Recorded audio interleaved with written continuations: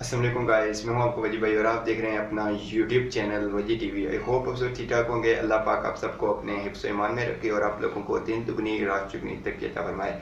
तो आज की वीडियो को करते हैं शुरू। वीडियो को शुरू करने से पहले अगर आप हमारे यूट्यूब चैनल पे न्यू हैं तो इस चैनल को जल्दी से सब्सक्राइब कीजिएगा, लाइक कीजिएगा और साथ ही साथ बेल आइकन पे क्लिक करना मत भूलिएगा।